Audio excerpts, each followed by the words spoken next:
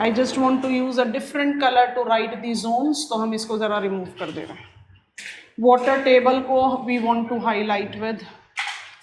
This is my water. And how many zones we take into consideration? Vedose, phreatic, deep phreatic. And also with this diagram, what we have to add, I'm using this color. अगर आप non confined या unconfined aquifer में well dig करो तो ये बनेंगे non artesian well, और confined aquifer में वेल डिग करोगे तो ये बनेंगे artesian. So I am writing that also. हमने पूरा डायग्राम ईजियर वर्जन में रेडी कर दिया.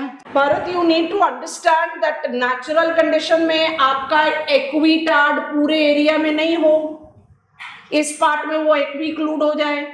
yes or no? It can happen that way also. Geohydrology is a study of groundwater. It correlates with water table. Water table is a subdued replica of the groundwater. मतलब वो भी flowing है. Subdued का मतलब है it is not having the surface projection, barring the exception जहाँ पर वो it develops spring or etc. And when I talk about water table या geohydrology, water table तो बड़ा restrictive सा term हो जाएगा. So geohydrology is what we believe in. We talk about two things. Number one, the different types of zones which are there underground, and number two, different types of aquifers. So aquifers as geomorphology is concerned are two: non-confined, unconfined and confined, and bounded by aquitard and aquiclude. And when I talk about zones, it is Vedose, phreatic, deep phreatic. In terms का इस्तेमाल करते हैं हम cast cycle में. अब after the diagram एक star mark statement लिखो, दो लोकेशन का नाम लिख रहे हैं, फिर बॉक्स को बंद कर देना. नुलारबर प्लेन्स इन ऑस्ट्रेलिया, दोनों ही ऑस्ट्रेलिया है, हम स्पेलिंग लिख दे रहे हैं यहाँ पर. Nullarbor plains in Australia forms one of the prominent karst region. Continue as a star mark statement. With Aire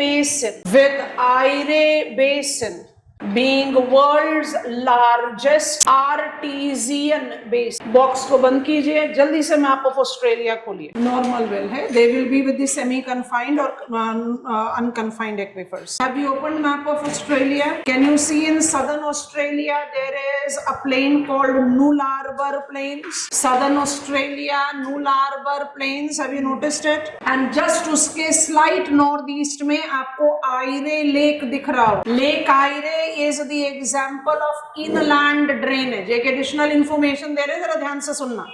Lake Erie is example of inland drainage. Lake Erie is mouth of big rivers of the world. Diamantina, Cooper, yes or no? Thompson दिख रहा है? अब सोच कर बताओ, Lake Erie इन rivers का तो base level है. क्या ये grand base level है? ये regional base level. Yes or no? Snow line is base level for glacial activity. Getting it or not? And this will be regional or local base level. Looney map of world के लिए तो बहुत छोटा सा example हो गया ना, ये बड़ा example. So Erie Lake inland drain, और जो पूरा Erie basin है, जरा roam around करोगे तो आपको desert दिखाई दे रहा है. It's Stuart Stony Desert and Simpson Desert. मिला? Yes no बोलो class. ये सब के सब जो हैं Erie basin का हिस्सा हैं, और Erie basin is world's most prominent example of artesian basin. तो वहीं पर नाम लिख लो artesian. You dig the well and water will be gushing up, क्योंकि lake Eyre is inland drainage. Desert होने के बावजूद भी काफी बड़ी रिवर्स जो हैं वहां पर अपना माउथ बना. Diamantina, Thomson, to name some. ठीक है, चलिए. Now you are closing down the box and we are going back to karst. Karst is correlated to, अब दो लोकेशन आ गए आपके रेडार पर. एक आपको बता दिया एड्रियाटिक सी शोरलाइन और एक बता दिया नुलारबर. And we have taken geohydrology. Box को बंद कर, because it is confined aquifer such. पानी यहाँ पर हमेशा रहेगा with high pressure concentration. It is bounded by aquiclude, जो पानी को नीचे नहीं उतरने देगा. बढ़ सकते हैं आगे. Write down the names of the scholars.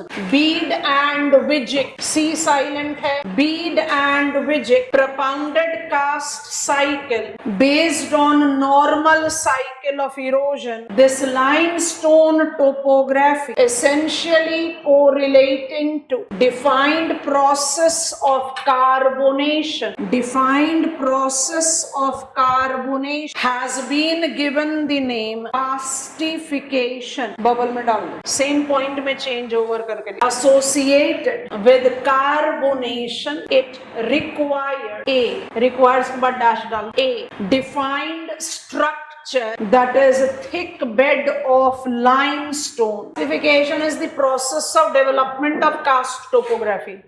कास्टिफिकेशन के लिए इतना डिफाइंड कॉम्बिनेशन चाहिए कि वो automatically some parts of the world में मिलता है. थिक बेड ऑफ लाइमस्टोन हो तो पार मॉइस्ट क्लाइमेट चाहिए.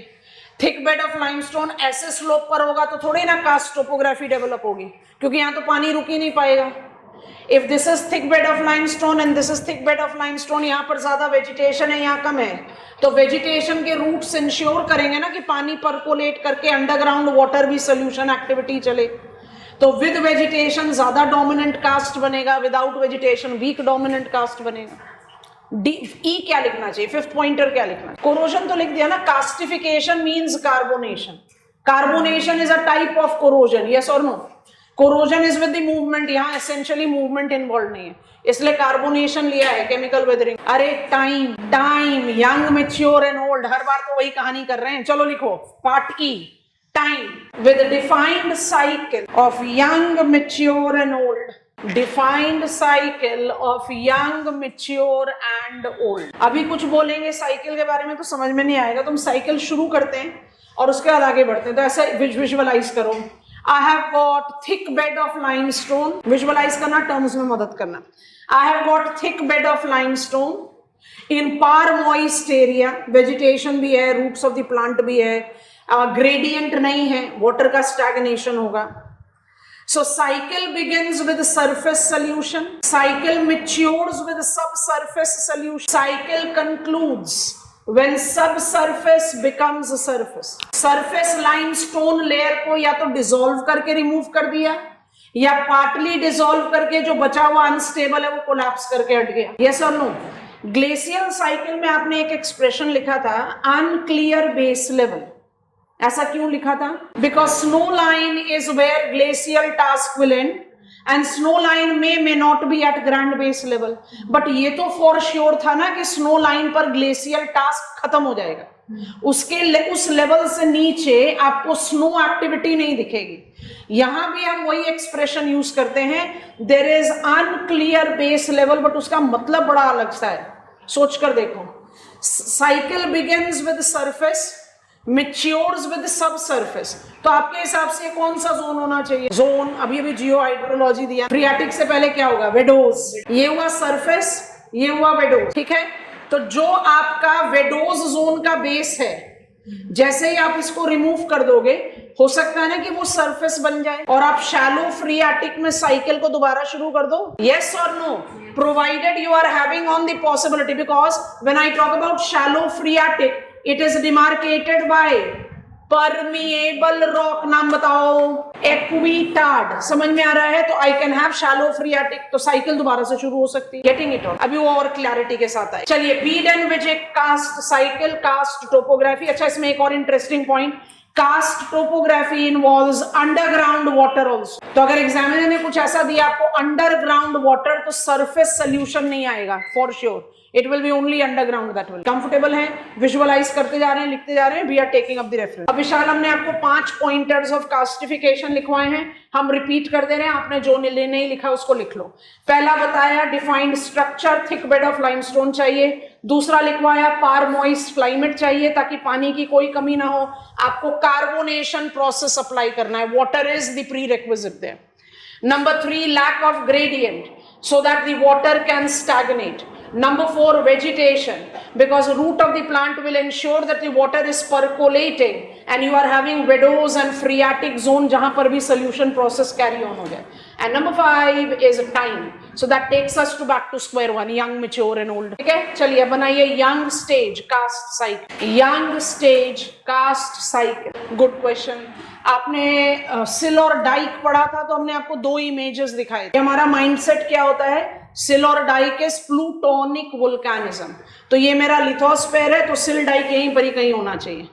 पर please recall we attempted a diagram जहां पर हमने एक स्ट्रैटोवोल्केनो बना रखा है और वहां पर हमारे एंसिलरी पाइप से हमने सिल बना दिया या डाइक बना दिया, याद आ रहा है?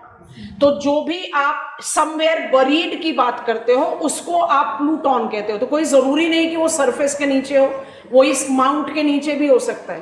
तो I have got many tourist destinations on the map of world which has got limestone topography in mountains. तो माउंटेन के बिल्डिंग मटेरियल में भी तो लाइमस्टोन हो सकता है। Come on, mountain building material sea bed में एक्यूमुलेट होता है और limestone is non clastic, largely derived from the dead remains of the marine organisms। तो मेरा limestone topography mountains में भी हो सकता है, but it has to be something that is under the ground, surface solution, underground, दोनों चीजें। Comfortable? चलिए, young state, point 1, it begins when thick bed of limestone is exposed on the surface. Thick bed of limestone exposed, cycle begins. Young stage is dominantly associated with surface solution.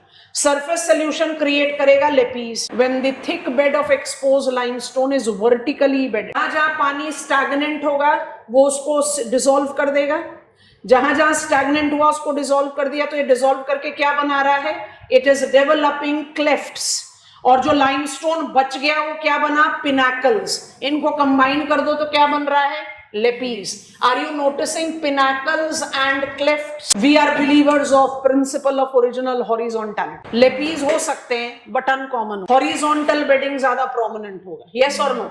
अब horizontal में joint rich limestone को सोच। Figure number 2 को देखो, हम जरा उसको limelight पर ला रहे हैं। जो आप क्लिंट्स और क्लेफ्ट सिनोनिमस नहीं है। क्लेफ्ट्स क्या होते हैं? फरोज इन लेपीज। और क्लिंट्स क्या होते हैं? Horizontal beds of limestone, joint rich. तो पानी सबसे पहले किस चीज को डिसॉल्व करेगा? वीकर एरिया को ना, जॉइंट। आप जॉइंट को एनलार्ज करते जा रहे हो और आपने ब्लॉक्स सेपरेट आउट कर दिए, तो जो ब्लॉक्स हैं उनको आप बोलते हो क्लिंट, और जो आपने ये जॉइंट्स को एनलार्ज कर दिया उसको आप बोलते हो grikes. So clints are different from clefts. दोनों सरफेस सॉल्यूशनल फीचर हैं। दोनों में डिफरेंस क्या?